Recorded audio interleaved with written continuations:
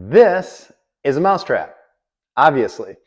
It's a tried and true design and it works great at catching mice in your home. But if you use this to catch mice, well, then you're probably gonna need this, and these, and these, and all of these. You see, this trap is great at trapping mice that are already inside the house. But the problem's just that, they're inside the house already. This guy right here, it doesn't do anything to prevent future mice from coming back into the house the exact same way that the first mice did. What if I told you there was a method that you could use that would prevent the mice from getting into your house in the first place? A method that could pinpoint how the mice are actually getting into your home so that you could fix the problem right at the source. In today's video, we're going to do exactly that. I'm going to be using a Blink HD security camera system to do most of this work, and the reason I'm doing that is because of the camera's ability to detect motion.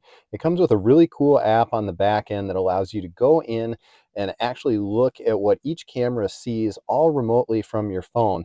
Now, each camera has all kinds of adjustability settings that allow you to change what the camera does and what its activity is like. You can change how quickly it sees motion, how long it records once it does see motion. You can even go in and modify the field of view and say, hey, I just want you to look at motion in this specific area. And when you see motion within this defined area, then turn on. Everything else, ignore. Now, I share my home with two miniature leopards that I imported from Africa. And these guys were indicating in the basement that I had a problem. Anytime you have a cat that stares at a wall for hours on end, chances are you've got an issue. So visual inspection, I couldn't see any telltale signs of how the mice were getting in. So that's where the camera comes into play. I set up the camera on that little ledge right there and I just let it go for the night. I set a few traps in there and here's what we got. Within seconds, I had my first activity. Again, these cameras are all automatic, so it's looking for motion, it's turning on a light, and it's starting to record.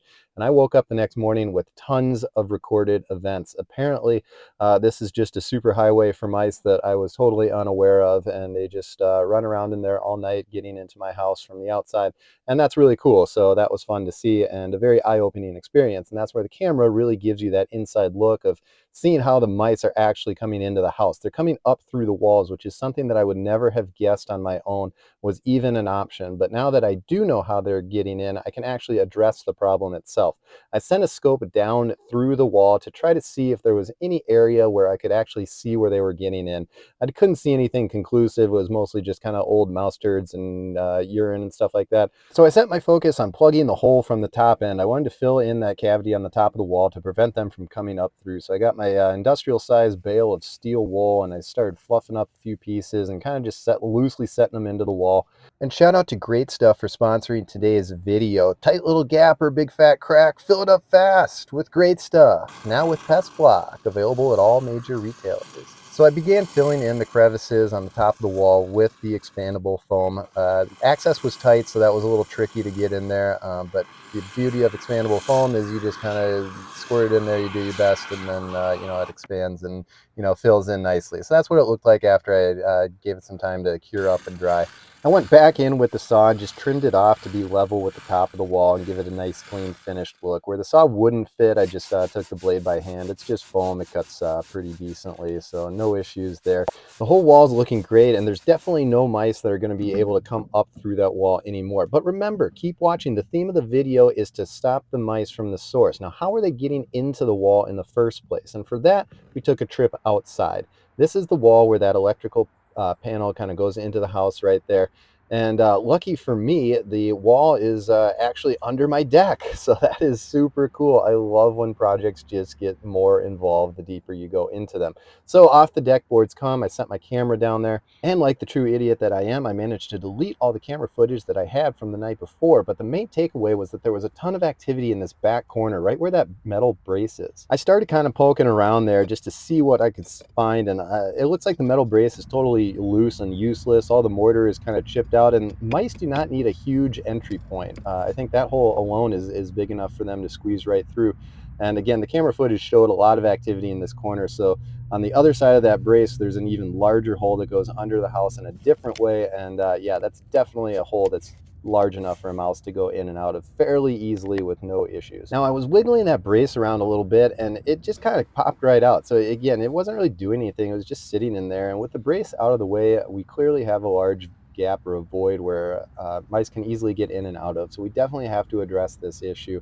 It's under the deck, so cosmetically it doesn't matter. Thanks again to Great Stuff for sponsoring today's video. Small crack penetrated from the back with Great Stuff, now featuring all cans with a reusable tip. Like I mentioned earlier, it's under the deck, so neatness doesn't really count. The main takeaway is to get enough foam into the cracks so that the void is completely filled. It doesn't matter if you have ooze out or you get too much foam in and stripping out the face of it. That doesn't matter. It won't be seen. The deck boards are going to go back on as long as the gap is sealed. That is our main intention, and that's what's going to keep the mice out of that crawl space area. Now, those mini leopard cats that you met earlier in the video started indicating that I had another issue in the basement on a different corner of the house. They actually caught a mouse, and I decided to set up the cameras on the other side of the basement, on the outside, to see what I could find.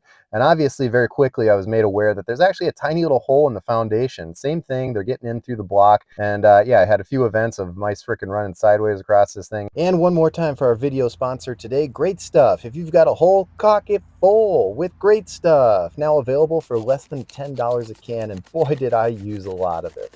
I trimmed the excess foam off flush with the house, and it was close enough to the ground where I just kind of kicked some leaves over it and didn't do too much else with it. Now, I wanted to set up my cameras one more night just to make sure that I didn't have any stragglers, and boy, I'm glad I did. I caught this black panther rolling through, a native species to Minnesota, and then a few minutes later, we had this cougar, a straight up mountain lion, rolling through, just kind of checking up on things. I'm glad I got those two on film, and we got this guy.